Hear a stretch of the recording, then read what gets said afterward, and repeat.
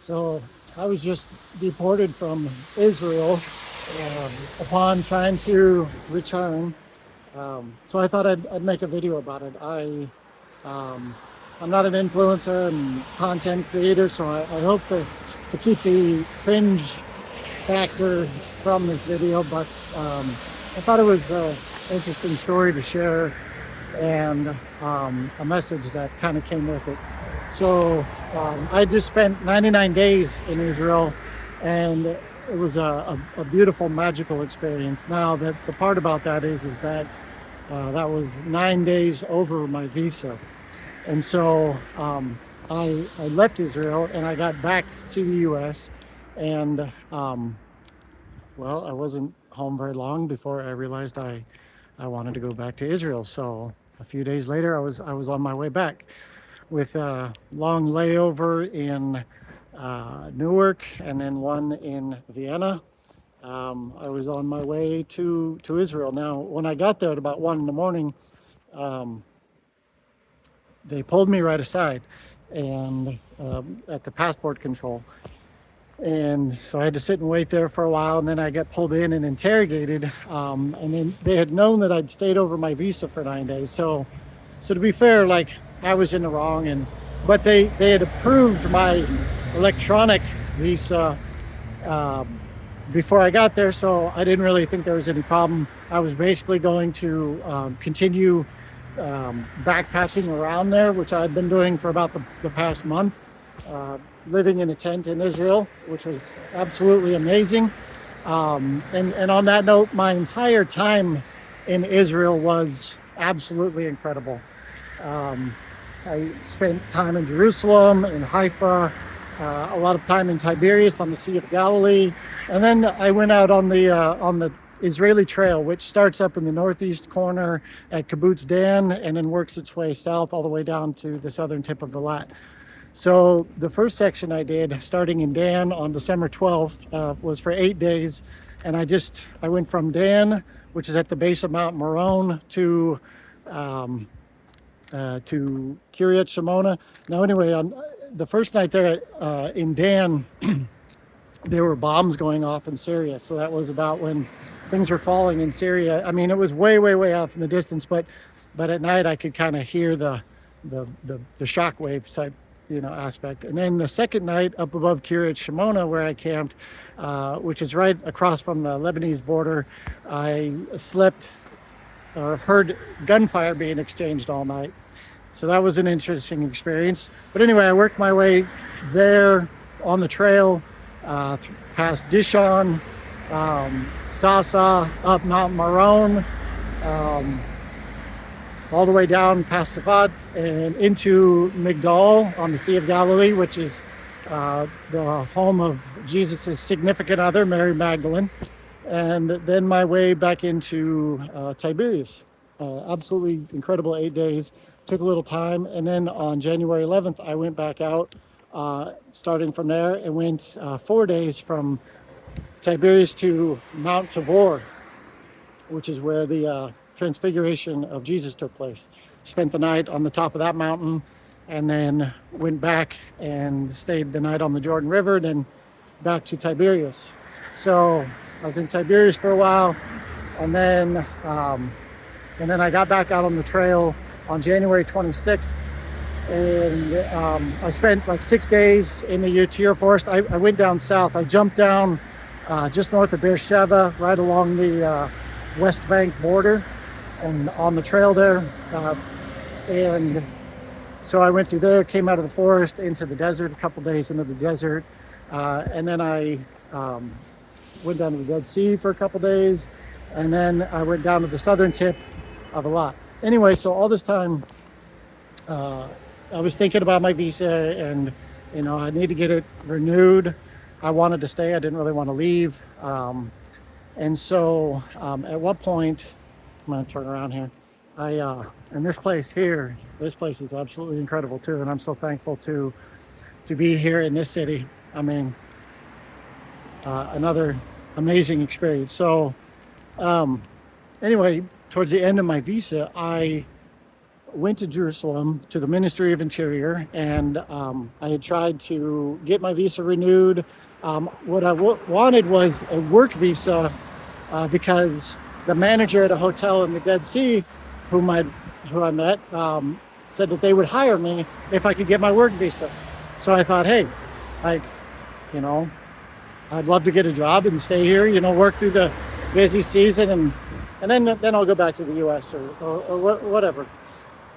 And so I was pursuing that aspect of things, and that was a dead end. So I went from there, and I went to the U.S. Embassy in Jerusalem, and I was asking them for help with everything, and I hit a couple dead ends there. And so basically I realized, okay, it was time to go home.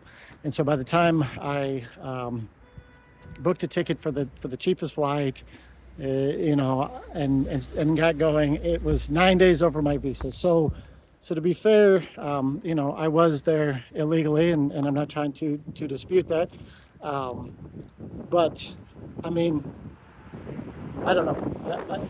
I guess in my mind, I was just hoping I could, you know, have a conversation, and, you know, hopefully let them know that I'm sorry. And I mean, I'm just there to experience the land, to be, you know, in such an incredible place. This is the Holy Land. I mean, or that is the Holy Land. And I know there's a war going on there, and I understand those aspects of things. So that was a whole other part of this experience that you know, experiencing rockets being intercepted over Haifa, 3 of them on the first day that I got there. Then that night they called the ceasefire. So, but anyway, and just an absolutely incredible experience all the way around, to be in Jerusalem, in the old city, to be walking the land and finding the ruins that I did out there on this trail. This is the Israeli trail. It goes, like I said, goes up and down the whole country and all through. There's mountains and green and forest up north. Then down south is the desert, which I didn't spend much time in the desert because I wasn't really well prepared for it with water and aspects, things like that. But all total, I did 203 kilometers, and I think it comes out to 126 miles of time out on the trail. And all that time was camping, you know, backpacking, and just the time out there by myself in the elements, in Israel, in the Holy Land, seeing the things that I did, and then meeting the people along the way as well.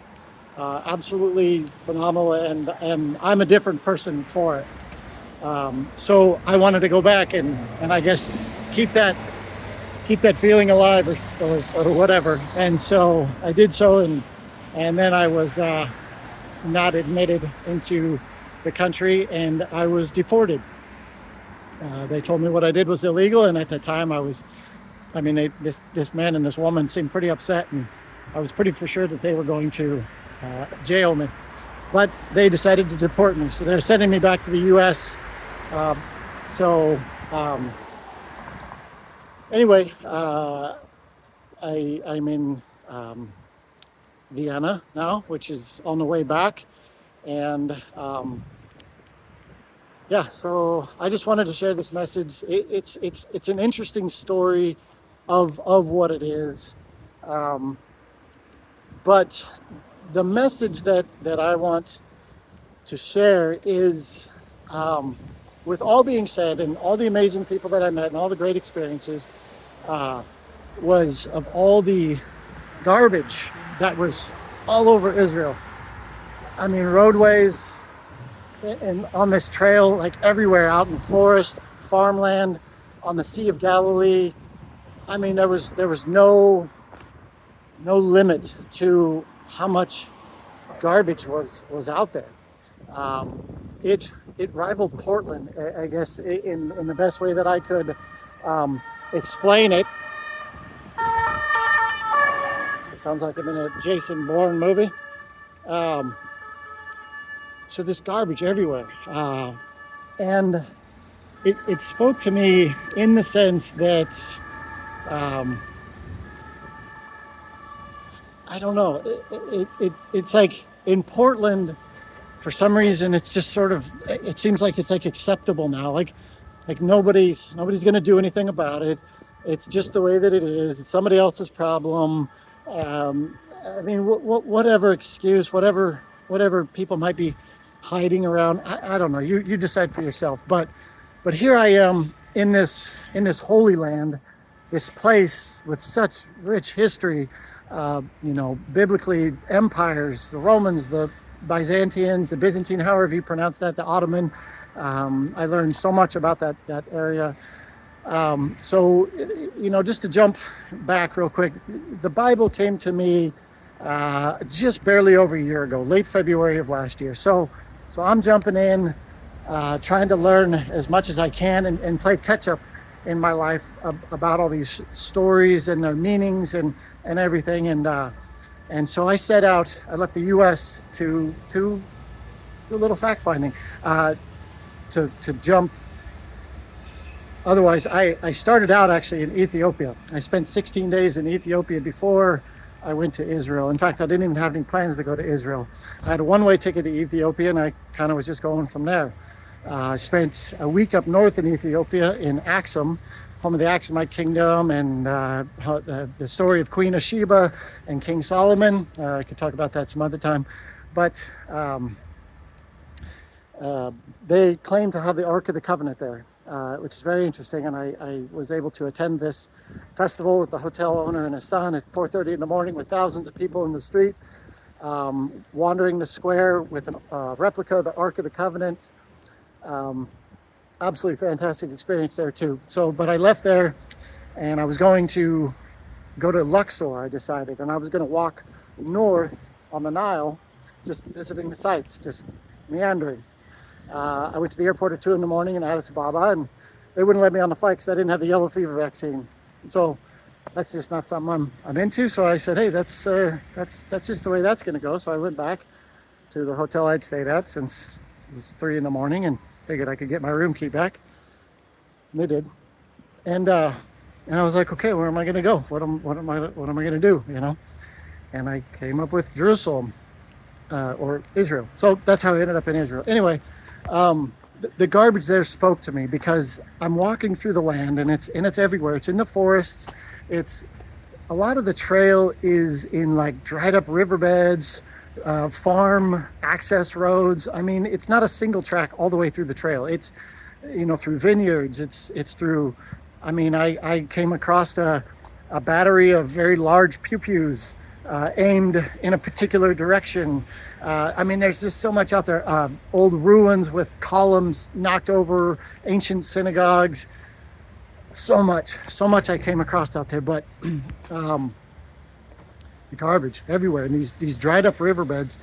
And so the thing that hit me when I was just outside of Arad, and I was sitting there, took my socks and shoes off just to kind of let my dogs get a little bit of fresh air, and I was noticing how smooth the rocks were. And now this is north and south of the country. I didn't find one flowing river. They're all piping everywhere, and they're diverting it for infrastructure, for municipalities, whatever you want to call it. And these smooth river stones spoke to me that at one time these rivers flowed with water, and I just pictured all the places that I'd seen and water flowing and how incredible that must have been, and now it's all dried up and it's filled with garbage. Every single riverbed I ever found out there filled with garbage, and this is out on the trail, and I just thought, okay, Portland, we're all just looking the other way, and it's just how it is, and it's gonna, whatever. But this is the Holy Land. This is this place with this rich history and meaning and depth. And there's something about it. Trust me. You go out there and spend some time out there, get away from the cities and pray and be out there and it's there. It's the Holy Land for a reason, and I don't exactly know why that is. It's some grid lines on the earth, or God's chosen this or that. I don't know. I can't tell you. I'm just telling you that, I mean, I found incredible places like in Montana and so on and what have you. But there's something else, something bigger there, and it's real. It's very, very real. And so to have it filled with garbage was, to see those river rocks. So I felt like God was a little sad about this, a little upset maybe. I don't know. And so I felt like there's a message in it, and that God would like the rivers to flow again. But if that not be the case, I think he would at least like the garbage picked up, is the impression that I got. I mean, and so it's just something that I felt there. I myself, I came up with a plan to organize, volunteers and things like that. I was trying to figure out ways I could sell myself to the country to be able to stay. Nobody wanted to hear it, and so such is whatever. But yeah, the garbage all over the land is hurting God's heart, and that's just something that I wanted to share. Another thing that comes to mind is being out there is all the beautiful scenery, but when you're in the thick of it and you're walking around, in these forests, the forest that may be filled with trees, but everywhere in the undergrowth, it's all like briar bushes, sticker bushes, and the like, right? And I mean, 9 to 17 different kinds of, it's just all sticker bushes. It's all pokey, some kind of different plant everywhere you go, all throughout the entire land. Even in the desert, where I just found this the place where I took my shoes off, where I was talking about, there was this one little tiny plant, and it had these little hairs, and I didn't, and my foot barely grazed it, and it felt like 1,000 needles stinging this one little spot on my foot. So, I mean, even in the desert, there was what have you. And so somewhere along in my journey there, I came across Hebrews 6:8, which spoke of a land of thorns and thistles. And I didn't write it down. I should have written it down, but you can look it up. Something about the land with thorn and thistles will be cursed and burned. And I'm probably butchering that, but again, look it up yourself. I believe it's Hebrews 6:8. So all of this, I'm not trying to get whatever, but it's just dots that I connected that when I was there. And so I really think that, I mean, there's a lot of controversy surrounding that land, by all means. And, that's another thing that's outside my wheelhouse. I'm in no position to be, speaking of those things. And so it's the other part of it, the garbage, the thorns and the thistles. It just spoke something to me. So do with it what you want. It's just something that I wanted to share. I felt like almost as if, there's 2 kids in high school. One, his parents buy him a car, and the other one that works, job after school and pays for his own car, and how those two treat their car is different. And that's the closest thing I could come. It's like, I mean, people just don't care. Like, how do you trash such an incredible piece of history? Like, again, Portland, I mean, Portland's my home. Like, I don't want to see it destroyed, but it's just, that's Portland. Everybody knows it's Portland. It's like a reference point, just as I'm using it now, Anyway, I'm babbling on, but overall, the experience in Israel was was mind-blowing. And so now, since I can't go back there legally, I guess, which I wouldn't even attempt to try to, I want to thank all the great people in Israel that I met, and for all the experiences, and thanking God for allowing me to be there in the time that I did. Absolutely incredible. So yeah, those are the messages that I want to share, and I want to thank you for tuning in. Hopefully, I didn't babble on too bad. I'm still working on my deliveries of things, but anyway, thanks for watching, and I hope this finds you well, and God bless.